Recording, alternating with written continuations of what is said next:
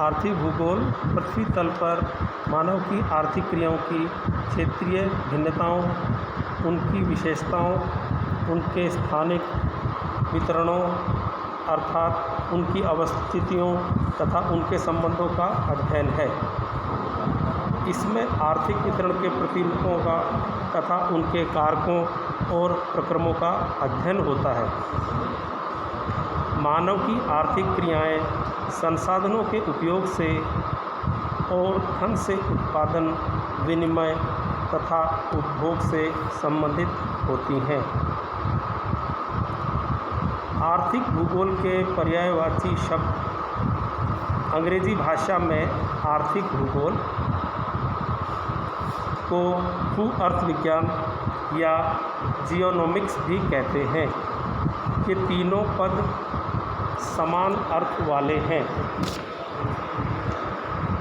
आर्थिक भूगोल की परिभाषा इस प्रकार से है।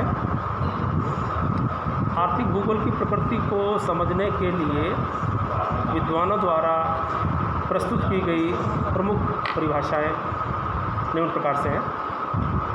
सबसे पहले प्रोफेसर जी चिशोम के अनुसार आर्थिक भूगोल के अंतर्गत हम उन भौगोलिक परिस्थितियों का अध्ययन करते हैं जो वस्तुओं के उत्पादन, परिवहन, विनिमय को प्रभावित करती हैं। इसके अध्ययन का मुख्य उद्देश्य किसी क्षेत्र की आगामी आर्थिक तथा व्यापारिक क्रियाओं पर पड़ने वाले भौगोलिक प्रभाव का अध्ययन है।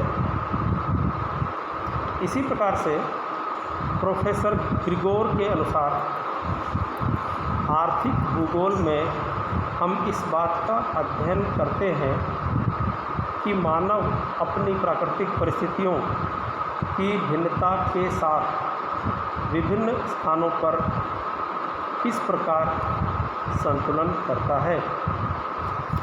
तो ये कुछ इसकी परिभाषाएं हुई। सुप्रसिद्ध भूगोलवेत्ता हंटिंगटन ने अपनी पुस्तक प्रिंसिपल्स ऑफ इकोनॉमिक ज्योग्राफी में लिखा है, उन सब प्रकार के भौतिक साधनों, क्रियाओं, रीति रिवाजों तथा मानव शक्तियों का विवरण आर्थिक भूगोल की सीमा के अंतर्गत आता है, जो आजीविका प्रदान करने में सहायक सिद्ध होते हैं। अब हम जानेंगे आर्थिक भूगोल का उद्देश्य क्या है। आर्थिक भूगोल का उद्देश्य उसकी ऊपर दी गई परिभाषाओं से स्पष्ट है। आर्थिक भूगोल का उद्देश्य मानव की आर्थिक क्रियाओं की क्षेत्रीय भिन्नताओं तथा उनके स्थानिक वितरणों और संबंधों का अध्ययन करना होता है। पृथ्वी तल पर विभिन्न प्रदेशों में निवास करने वाले मानव वर्गों की आर्थिक समस्याओं को समझने तथा मानव वर्गों के पारस्परिक सहयोग द्वारा उन समस्याओं को सुलझाने का प्रयत्न किया जाता है। आर्थिक भूगोल के द्वारा किसी देश या राष्ट्र के प्राकृतिक संसाधनों तथा मानवीय संसाधनों का मूल्यांकन किया जाता है और प्रादेशिक विकास योजना या राष्ट्रीय विकास योजना में इसको आधार बनाया जाता है। इस प्रकार आर्थिक भूगोल का उद्देश्य मानव की आर्थिक क्रियाओं पर वातावरण के प्रभावों का अध्ययन करना भी है। आर्थिक क्रियाओं पर भौतिक वातावरण तथा सांस्कृतिक वातावरण दोनों का प्रभाव पड़ता है। पृथ्वी तल पर स्थित विभिन्न प्रकार के वातावरण में रहने वाले मानव वर्गों ने अपने अपने वातावरण का उपयोग करके अपने अपने वातावरण से प्रभावित होकर तथा अपने अपने वातावरण के साथ समायोजन करके किस किस प्रकार की आर्थिक क्रियाओं का विकास किया है। इस प्रकार के तथ्यों का अध्ययन करना आर्थिक भूगोल का उद्देश्य है। दूसरे शब्दों में हम इस प्रकार कह सकते हैं कि किसी क्षेत्र या प्रदेश में वातावरण की शक्तियों और वातावरण के संसाधनों तथा उस क्षेत्र के निवासी मानव वर्ग की पारस्परिक क्रियाओं के फलस्वरूप जो आर्थिक क्रियाओं के प्रतिरूप विकसित होते हैं उनका अध्ययन करना ही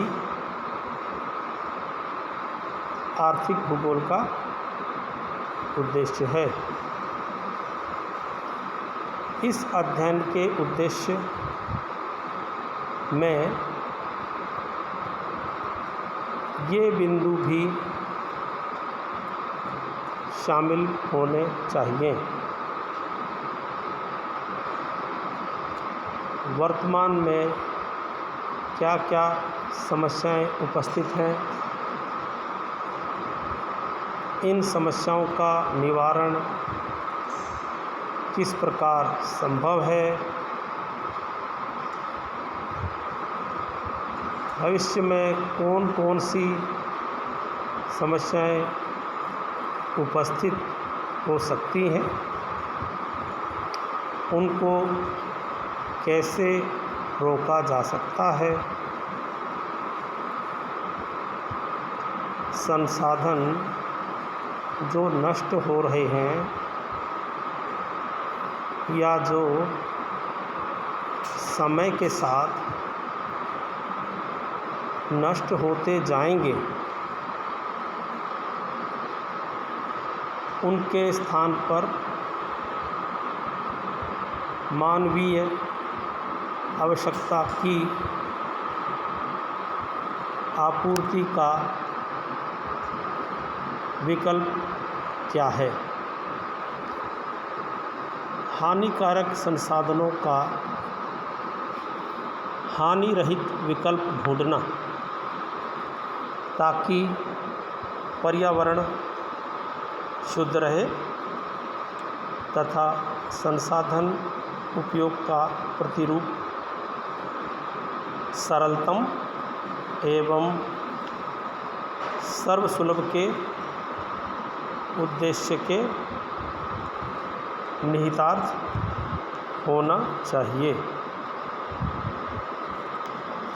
इसी क्रम में आर्थिक भूगोल के अध्ययन क्षेत्र के बारे में भी हमें जानना चाहिए। आर्थिक भूगोल के अध्ययन क्षेत्र में पृथ्वी तल पर भौतिक वातावरण तथा सांस्कृतिक वातावरण की पृष्ठभूमि में मानव की आर्थिक क्रियाओं के वितरणों तथा उन आर्थिक क्रियाओं के विभिन्न प्रतिरूपों की क्षेत्रीय भिन्नताओं पर प्रभाव डालने वाले कारकों और प्रक्रमों का अध्ययन सम्मिलित है। इस प्रकार से संक्षिप्त रूप में हमने आर्थिक भूगोल के अध्ययन क्षेत्र के बारे में भी जाना है।